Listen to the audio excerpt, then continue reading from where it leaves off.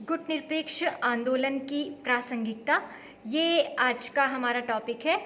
और जैसा कि आप सभी जानते हैं, द्वितीय विश्व युद्ध के बाद गुटनिरपेक्ष आंदोलन की एक भूमिका बनने लगी थी और उसका मुख्य कारण ये था कि कुछ नव स्वतंत्र देश जो दुनिया के जो दो गुट आए थे अस्तित्व में, पूंजीवादी और साम्यवादी, उनमें सम्मिलित नहीं होना चाहते थे।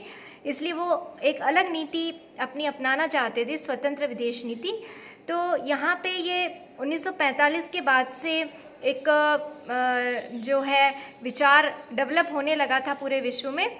और 1950 तक आते आते जो पंडित जवाहरलाल नेहरू हैं, मार्शल टीटो और जो नासिर हैं, उन तीनों के सहयोग से एक जो है गुटनिरपेक्ष आंदोलन की तैयारी होने लगी थी। लेकिन इसका सबसे पहला सम्मेलन 1961 में बेलग्रेड में हुआ।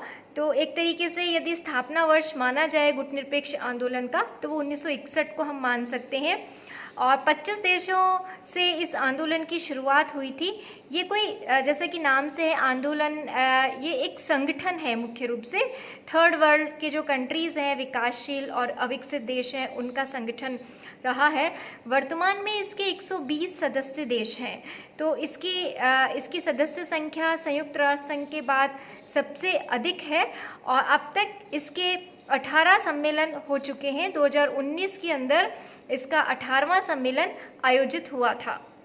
अब यहाँ पे इतनी लंबी यात्रा इसकी रही है, लेकिन चूंकि जिस भूमिका में ये आंदोलन शुरू हुआ, जिस पृष्ठभूमि को लेकर ये आंदोलन शुरू हुआ, वो पृष्ठभूमि अब समाप्त हो गई है। विश्व जो दो ध्रुवों में बटा हुआ था, अब वो स्थितियां नहीं हैं। 1991 में जो पूरी दुनिया है एक ध्रुवीय विश्व के नीचे आ गई थी और सोवियत संघ का पराभव हो गया था। तो उसके बाद से इस आंदोलन की प्रासंगिकता को लेकर निरंतर सवाल उठ रहे हैं, निरंतर प्रश्न चिन्ह लग रहे हैं और ये कहा जा रहा है कि जब गुट ही नहीं रहे तो गुट निरपेक्ष आंदोलन की आज क्या आवश्यकता है। ये एक वास्तव में बहुत ही सार्थक प्रश्न है और इस पर हमें थोड़ा सा सारगर्भित विचार कर लेना चाहिए, क्योंकि वास्तव में ये एक तथ्य है कि जब जिस आधार को लेकर इस आंदोलन का जन्म हुआ था, ये संगठन बना था, जब वो आधार ही नहीं रहा तो अब इस संगठन के रहने का क्या औचित्य है। तो जब हम गुटनिरपेक्ष आंदोलन की इस आधार पर चर्चा करते हैं तो वास्तव में ये बात सही लगती है और इसी कारण इसकी जो प्रासंगिकता है वर्तमान में बहुत कम हो गई है। लेकिन अब यहाँ पे एक बात हमें ध्यान रखनी है कि गुटनिरपेक्ष आंदोलन का एक पॉजिटिव मीनिंग भी है, एक सकारात्मक अर्थ भी है और ये सकारात्मक अर्थ जो है वो इस बात को लेकर के है कि इसके अंदर जो देश हैं उसको कहा गया, उनका लक्ष्य था कि हम स्वतंत्र विदेश नीति को अपनाएंगे। ऐसी विदेश नीति जो न्याय पर आधारित हो और जो लोकतांत्रिक तरीके से संचालित हो। बिना किसी दबाव के हम अपनी विदेश नीति का संचालन करेंगे। यदि इस अर्थ में देखा जाए तो गुटनिरपेक्ष आंदोलन आज भी प्रासंगिक लगता है। जहाँ तक भारत का प्रश्न है, भारत द्वारा भी पिछले जो गुटनिरपेक्ष आंदोलन है उनकी तरफ बहुत अधिक पिछले वर्षों में ध्यान नहीं दिया गया है और स्वयं नरेंद्र मोदी भारत के प्रधानमंत्री जो हैं वो 2019 का जो 18वां गुटनिरपेक्ष सम्मेलन हुआ उसमें सम्मिलित नहीं हुए थे।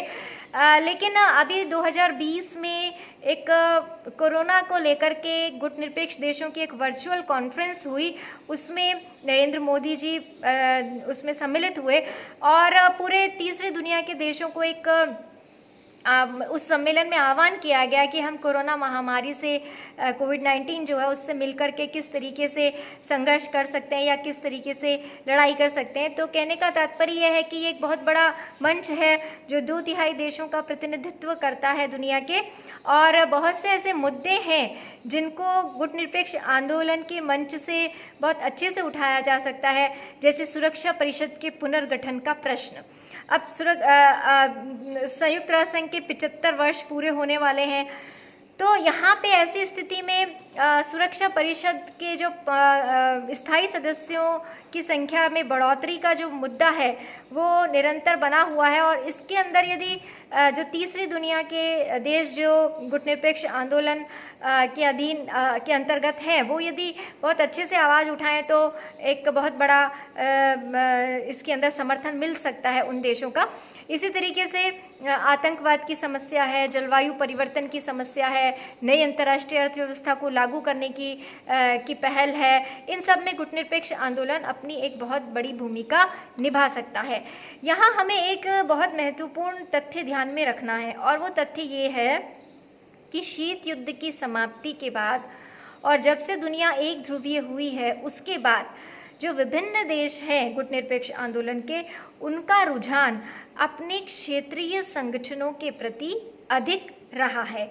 यानी कहने का मतलब ये है कि वो अपने क्षेत्रीय संगठनों को अधिक महत्व दे रहे हैं। जैसे जो आसियान के देश हैं, जो दक्षिण पूर्वी एशिया के देश हैं, वो अपने आसियान जो उनका संगठन बनाया हुआ है उस पर बहुत अधिक फोकस कर रहे हैं बजाय कि गुटनिरपेक्ष आंदोलन के।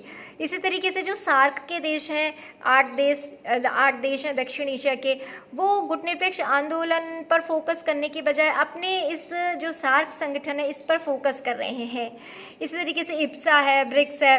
तो जो भी देश हैं वो अब उनका फोकस जो है अपने क्षेत्रीय संगठनों के प्रति अधिक हो गया है, क्योंकि एक तो वो छोटे होते हैं और छोटे होने के कारण उनके साथ एकत्रित होना, उनके साथ विचार विमर्श किया जाना ये बहुत ही आसान हो जाता है। और गुटनिरपेक्ष आंदोलन एक बहुत बड़ा मंच है, और मंच होने के कारण बार बार में उसमें सम्मिलित होना और विभिन्न देशों को सहमत कर पाना बहुत कठिन होता है।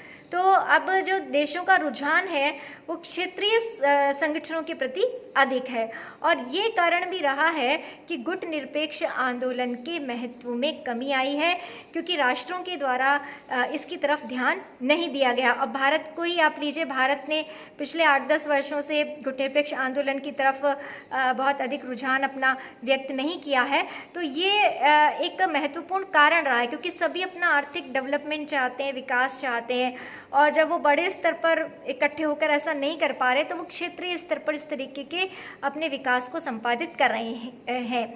लेकिन यहाँ हमें ये ध्यान रखना होगा कि जो वैश्विक स्तर के मुद्दे हैं, जैसे कि अभी मैंने बात की थी सुरक्षा परिषद के पुनर्गठन की, ये सब जो मुद्दे हैं इन सबको गुटनिरपेक्ष आंदोलन के तहत ही हम बहुत अच्छे से सॉल्व कर सकते हैं। आतंकवाद का प्रश्न है, नई अंतर्राष्ट्रीय अर्थव्यवस्था को लागू करने की व्यवस्था है। हमें ये नहीं भूलना चाहिए कि जो गुटनिरपेक्ष आंदोलन है उसने उपनिवेशवाद को समाप्त करने में, रंग भेद की नीति को समाप्त करने में और बहुत हद तक नव उपनिवेशवाद से संघर्ष करने के लिए भी हमें ताकत दी है। और इन सब उपनिवेशवाद, रंग भेद, इनको समाप्त करने में गुटनिरपेक्ष आंदोलन का एक बहुत बड़ा रोल रहा है, ये हमें नहीं भूलना चाहिए। अब चूंकि ये दोनों मुद्दे समाप्त हो चुके हैं लगभग, लेकिन नव उपनिवेशवाद हमारे सामने खड़ा है, तो यहाँ पे इन आतंकवाद, जलवायु परिवर्तन एक बहुत बड़ा मुद्दा रहा है कि दक्षिण सहयोग को किस तरीके से आगे बढ़ाया जाए।